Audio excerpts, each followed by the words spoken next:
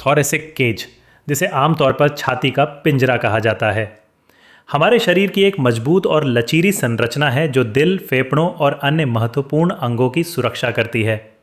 मुख्य रूप से पसलियां, स्टर्नम यानी ब्रेस्टबोन और कोस्टल कार्टिलेज शामिल होते हैं। ये संरचना न सिर्फ सुरक्षा देती है बल्कि सांस लेने की प्रक्रिया में भी महत्वपूर्ण भूमिका निभाती है। पसलियां या रिब्स कुल 12 जोड़ियों में होती हैं। पहली 7 जोड़ियों को ट्रू रिब्स कहा जाता है क्योंकि ये सीधे कोस्टल कार्टिलेज के माध्यम से स्टर्नम से जुड़ी होती हैं।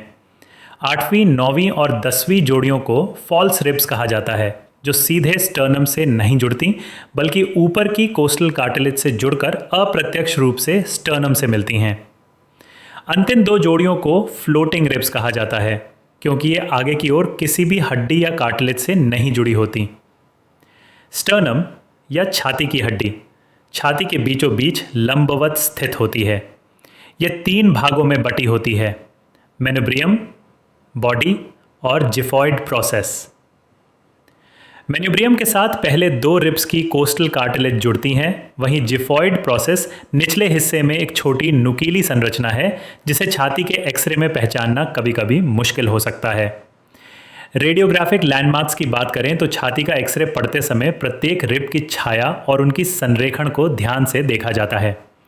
सच्ची रिब्स की कोस्ट स्टर्नल जंक्शन, यानी जहां पसलियां और स्टर्नम मिलते हैं, एक महत्वपूर्ण लैंडमार्क है। आमतौर पर छाती के एक्सरे में पहली रिब को पहचानना सबसे कठिन होता है क्योंकि यह क्लेविकल के ठीक नीचे छुपी रहती है।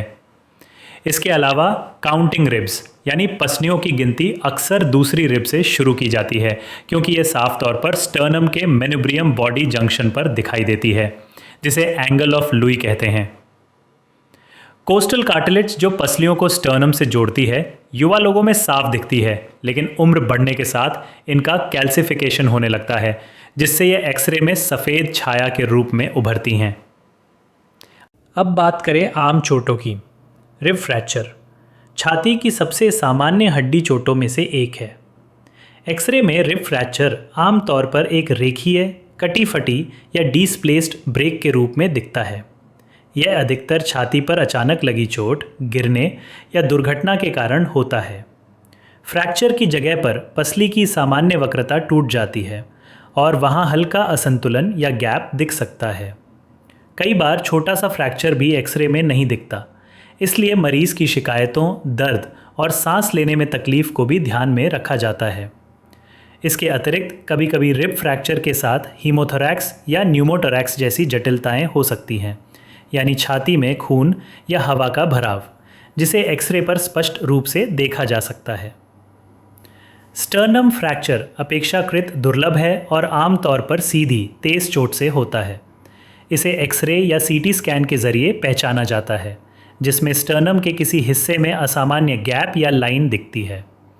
इस प्रकार छाती का पिंजरा न केवल शरीर को सुरक्षा देता है, बल्कि रेडियोग्राफी में इसकी संरचनाओं को पहचानना और उनकी सामान्य एवं असामान्य अवस्थाओं को समझना हर चिकित्सक और रेडियोलॉजिस्ट के लिए अत्यंत आवश्यक है।